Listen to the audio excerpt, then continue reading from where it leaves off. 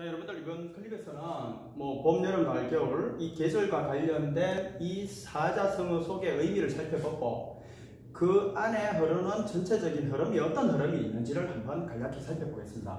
자, 먼저 우리 이야기를 시작할 때 시작점을 보통 봄, 여름, 가을, 겨울, 춘, 하, 추,冬 이러듯이 봄으로 잡을 텐데 저는 왜 가을로 잡았냐?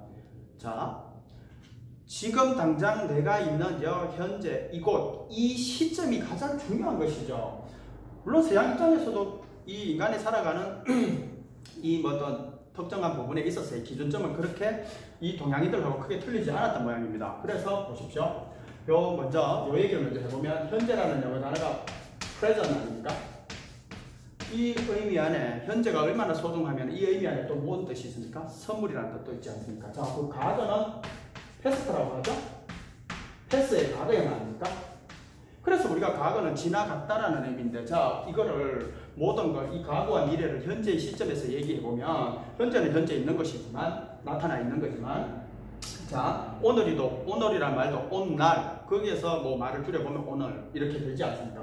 자, 이 과거는 지나간 현재라는 뜻으로 받아들이면 되고요. 미래는 아닐 미자에 올 내자를 쓰지만, 아직 오지 않은 현재라는 뜻으로 받아들이면 모든 걸 현재의 기준에서 해석해 볼 수 있을 겁니다. 자, 그러면 과거 지나갔다. 우리 pass away라는 표현이 있죠? 그냥 단순 지나가다는 pass by 하면 됩니다. 그러면 ER을 붙여서 pass by 이러면은 행인, 지나가는 사람이 될 것이고, pass away는 우리 먼 길 가다, 즉 완곡어법이라고 하지 않습니까? 사람이 죽다, 돌아가시다의 표현을, 영어식 표현은 또 우리 die만 쓰는 게 아니라 이런 여러 가지 표현들 중에 완곡어법으로서 괜찮은 표현이 pass away가 있고요. 우리 지나간 일 이러면은 bygones, gone이라는 단어를 써서 지나간 일 과거지사인데 let bygones be bygones 하면은 지나간 일은 지나간 일대로 묻지 않겠다. 과거는 과거로서 묻어두겠다라는 표현이 되죠. 자, 미래는 영어로 future이 되지 않습니까, 여러분들? 자, 이 단어가 future 또는 future 같은 어근에서 나오죠. FUT가 붙으면 뭔가 근거가 없는, 헛된, 의미 없는 이런 의미입니다. 자, 그럼 뭔 말일까요? 이 미래라는 단어 속에 불안함이라는 표현이 의미가 들어가 있다는 거죠. 그러니 미래에 어떤 일이 벌어질지는 모르니 이 불안한 이 상황에 어느 정도의 요 정도의 확실함은 근거하지 않겠나 해서 확실함을 좀 담아서 담보로 해서 거래하는 행위, 그걸 뭘 합니까? 선물 거래라고 하지 않습니까?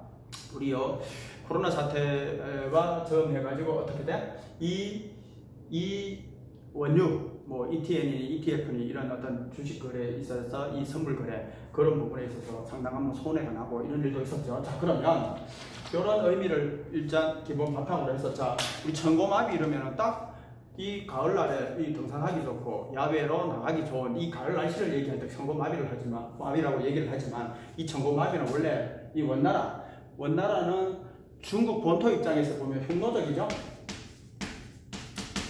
자, 근데 보십시오. 이 원나라는 정착 생활을 할 수 없는 척박한 환경이기 때문에 어떻게 유목 생활을 한단 말입니다. 그러면 자, 본인들이 이제 추운 겨울이나 이런 그 상황을 나으려면 어떻게 됩니까? 자, 하늘이 높고 말이 살이 쪘어요. 그러면 어떻게?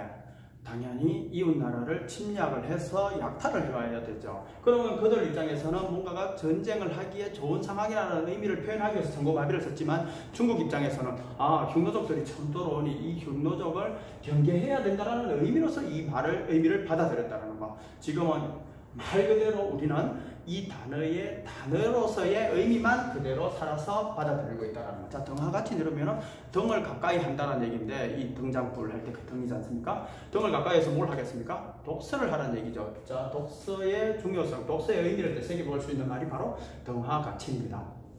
안창호 선생님 그러셨잖아요. 우리 하루라도 독서를 하지 않으면 입에 가시가 돋는다. 그 의미를 사자성어로 잘 표현할 수 있는 말이 이런 것도 있겠죠. 자, 우리 만추가 너들 만자 아닙니까?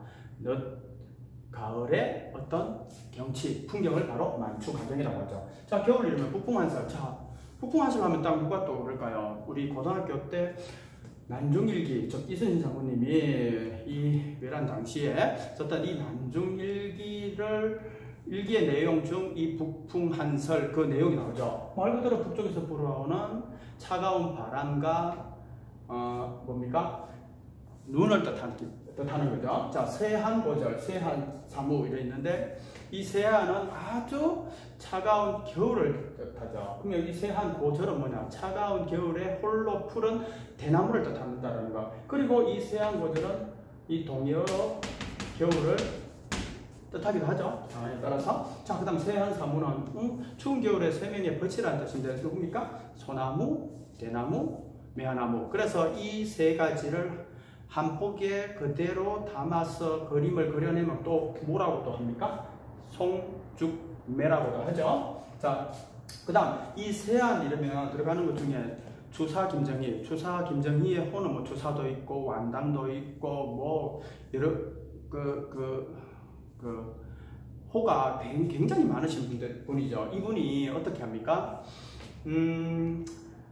제주에 기양사리를 가지 않습니까? 그 기양사리에 자신의 처지를 빗대어서 자, 이 명필가지만 문장가지만 뭐도 합니까? 그림도 그려내죠. 그게 바로 세한도 아닙니까? 그게 또 이 문인으로서 그림을 그렸기에 이 문인하라 이래서 국보 180호로도 지정되어 있죠.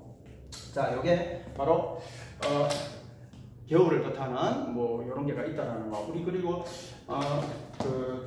주사 김정희 선생님을 잠깐 조금만 더 얘기해 보면요, 우리 북한산에 있는 진흥왕 순수비, 이게 진흥왕 순수비다라는 걸 고정을 해야 될 거 아닙니까? 그런 걸 고정하는 학문을 뭐라고 합니까? 영어로는 에피그래프라고 하는 금석학이라고 하죠. 그 금석학의 대가여서 가지고 이 북한산의 진흥왕 순수비도 이 김정희 선생님께서 어떻게 고정을 했다라는 거죠. 그리고 이 봄과 관련되고요. 낙하유수 이러면은 우리 떨어질 낙자에 벌을 유자를 쓰지 않습니까?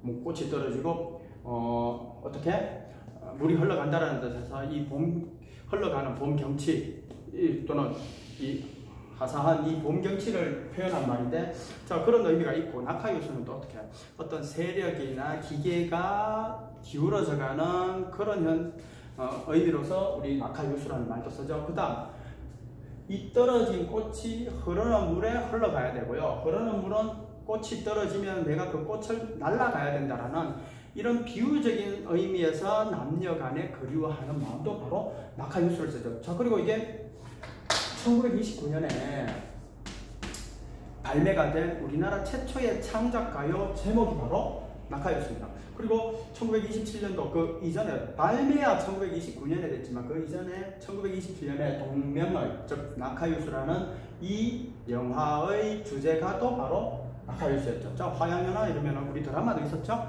인생에 있어서 가장 행복하고 멋진 그 시간을 바로 우리 화양연화라고 하지 않습니까? 파란춘성은 우리 봄날에 활짝 핀 이 꽃을 얘기하는 거니까 이 봄날의 풍경, 경치를 바로 화란춘성이라고 할 것이고요. 여러분들 이 동충하토일이면 실제로 이게가 겨울에 벌레가 되고 여름에 풀이 된다 뭐 이런 의미겠지만 실제로 벌레가 되는 게 아니라 겨울에 뭐 거미다, 개미다, 나비다, 벌이다 이런 것들의 사체 안에 들어가 있다가 겨울을 나고 여름에 풀이 되는, 즉 버섯이 되는 이 버섯의 일종을 바로 동충하초라고 한다는 거죠. 하루동선, 여름에는 난로를, 겨울에는 부채를. 이게 무슨 상황입니까? 이 반대 상황이 있어야 되는데 그 격이나 상황에 맞지 않는 어색함을 표현할 때 하루동선이라고 하죠. 뭐 이열치열이야 여러분들 잘 아시죠? 더위를 다스린다. 그런 의미로서 우리 몸을 보호하기 위해서 여름에 삼계탕을 먹고 이러는데 요거와 조금 상황에 맞지 않게 우리 뭐 말을 쓸 때 이열치열이다, 눈에는 눈이다, 이에는 이 이렇게 상황에 맞지 않게 이렇게 말을 잘못 쓰는 경우가 있죠. 이 이에는 이, 눈에는 눈이라는 것은 여러분들 세계 3대 법전이라 버리면 메소포타미아 지역의 그 바빌론 왕조를 통치했던 하무라비 왕이 만들었던 그 하무라비 법전이 있고요. 로마 대법전이 있고 나폴레옹 대법전이 있지 않습니까? 그 중에 하무라비 법전에 어떻게 남의 눈을 상하게 한 자, 그 눈을 뽑아버리고 이빨을 상하게 한 자, 이빨을 뽑아버린다는 표현이 나죠. 물론 그것도 동등한 자격의 사람들끼리만 그렇다는 얘기죠. 뭔 말이냐? 그 주인이 노예의 눈을 상하게 해서 뭐 그 법에 적용 대상이 되지 않는다라는 거. 하지만 아무튼 거기에 그 법전의 내용 중에 뭐 그런 게 나온다는 거. 하지만 의미는 틀리다는 거. 자, 그다음. 그러면 이게 뭡니까? 아까도 얘기했다시피 뭐 보물 이야기의 시작점으로 잡으면 춘하 추동이라고 할 텐데 그 시점이 현재 시점 가을이고 그 가을이 중요하기 때문에 이런 순서로 했다고 얘기했는데 자 그럼 일반적으로 우리 춘하 추동 이것도 사자성어로 받아볼 수 있지 않습니까? 그런데 이 춘하 추동을 받아들이는 이 동양과 서양에 있어서의 차이점을 우리가 발견할 수 있을 겁니다. 자 먼저 봄에는 씨앗을 뿌리죠. 가을에는 곡식을 걷어들이죠. 자 그래서 동양에서는 이 봄, 가을이 가장 중요한 시점이죠. 그래서 이걸 딱 줄여서 보십시오. 춘추. 춘추라는 것은 어떻게?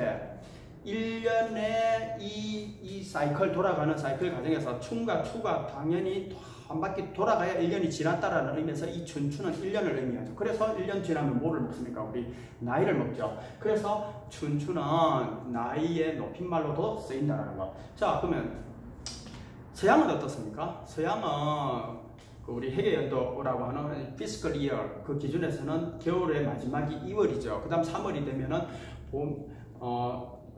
그 눈이 녹고 날씨가 조금 따뜻해지고 온도가 올라가고 이렇게 되니까 그들은 어떻게 정복 전쟁을 다니고 막 이러지 않았습니까? 그래서 이 겨울이 끝나야 모든 일이 시작되니까 이 겨울을 가장 중요한 시점으로 봤다라는 거. 그래서 이들은 이 겨울에 해당하는 이 윈터리라는 용안에 같은 의미로서 이어를 썼다라는 거. 그래서 나는 20살이야 이러면 I am 20 years old 이렇게 해도 되지만 I am 20 winters old 이렇게도 표현을 했다라는 거. 자, 이 동양과 서양에서의 이 관점의 차이도 나타난다라는 거. 자, 그다음 우리 전체적으로 이 관통하는 흐름은 뭘까요? 봄, 여름, 가을, 겨울 계속 돌고 돌죠. 자, 그게 뭡니까? 그 유명한 니체의 영원 회귀사상이죠. 이 영원 회귀사상의 핵심은 자 현재를 정말 중요한 이 현재를 즐겨라. 우리 뭐 죽은 시인의 사회라는 그 영화에서도 그거 나오지 않습니까? 뭐라고? 키팅 선생님이 아이들에게 세상을 바라보는 또 다른 눈을 키워주기 위해서 책상 위에 발을 올려서 바깥 풍경을 보라 해서 이 보이는 시점이 틀린 그거를 가르쳐 주잖아요. 그 모습에서 어떻게 현재를 즐겨라 라는 우리 라틴어 표현으로는 카르페 디엠이라고 하고 뭐 enjoy the day, enjoy the present 뭐 이런 표현도 나오지 않습니까? enjoy the day가 아니고 seize the day라고 하죠. seize, S-E-I-Z-E는 뭔가를 잡다라는 의미입니다. 자, 여기에 이 영원 회귀 사상과 관련해서 현재를 즐겨라. 그리고 현재를 즐기니 뭐를 받아들여라? 우리 영화 노래 제목도 있었죠? 아모르 파티. 이게 뭡니까? 파티가 운명입니다. 아모르가 사랑하다. 즉, 운명을 사랑해라. 내 운명을 그대로 받아들여라 라는 뜻에서 이 영원회귀의 핵심은 현재를 소중함을 깨닫고 현재를 정말 즐길 줄 알아야 되고 그 다음 이 아모르 파티를 받아들이라는 얘기죠. 그러면 자, 여러분들 밀란 쿤데라라는 걸 들어보셨을 겁니다. 이분이 언제 1984년도에 그 유명한 The Rightness of unbearable being 이래서 뭡니까? 참을 수 없는 존재의 가벼움. 거기에도 보면 우리의 인생은 한 번 지나가면 두 번 다시 오지 않기 때문에 죽어 있는 거나 살아 있는 거나 똑같은 의미입니다. 그래서 우리의 삶이 아무리 찬란하고 아무리 힘들고 하더라도 그 자체로서는 의미가 없다라는 이 영원회귀 사상과 일맥상통하는 말을 하죠. 우리도 뭐 한 번 시간에 고등학교 때 배웠던 게 그게 기억을 어렴풋이 기억나는 부분이 우리 뭐 해자 정리, 거자 필반 뭐 그런 말을 하지 않습니까? 회귀 사상과 관련해가지고 만남이 있으면 헤어짐이 있고 헤어짐이 있으면 또 만남이 있을 거라는 거. 자, 그런데 그러면 여러분들 요거를 수학적인 표현으로 가장 잘 말할 수 있는 그게 뭐 있을까요? 바로 여러분들 메비우스의 띠를 한번 생각해 보십시오. 처음과 끝, 앞과 뒤를 오고 가면서 그죠? 결국에 돌아서 자기 자리에 또 돌아오죠?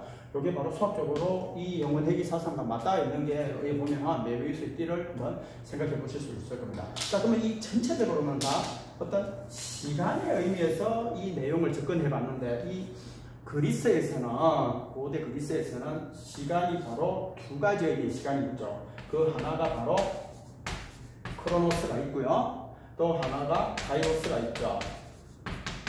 자, 크로노스는 우리 뭐 신들의 제왕 중 1대신, 2대신, 3대신, 3대신의 제왕이 제우스고 제우스의 아버지가 크로노스 아닙니까? 이 크로노스는 결국에는 뭘 하는 신이었냐? 시간을 단장하는 신이었죠. 그래서 자, 아버지 우라노스를 쳐내고 크로노스가 세상을 통치를 하기 시작하니까 시간이 흘렀다라는 그 그리스 로마 신화를 읽어보면 그렇게 나오죠. 그러면 이 크로노스가 시간을 단순 어떤 시간이냐? 그러면 우리가 단순 우리 또 지금 현재 흘러가는 이 시간, 우리가 맞닥뜨리는 이 시간을 바로 크로노스라고 한다는 거죠. 자, 그럼 카이로스는 뭐냐?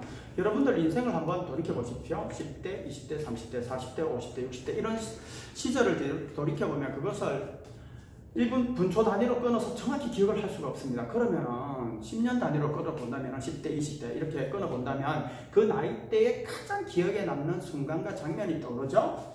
그게 바로 인생에 있어서 아주 중요한 상황에 따라서는 터닝포인트, 전환점이 되고 아주 그 나이대를 대표하는 아주 중요한 순간들, 그게가 바로 결정적인 순간, 그거를 얘기하는 게 바로 카이로스였다는 거. 자, 그런 의미에서 두 가지 시간의 의미를 갖고서 삶을 이어갔다는 거. 자, 뭐 우리 봄, 여름, 가을, 겨울 이 가을이 끝나가는 시점에서 이런 걸로도 한번 뭐 이 계절을 지나가는 계절을 한번 돌이켜 보는 것도 나쁘지는 않을 것 같습니다.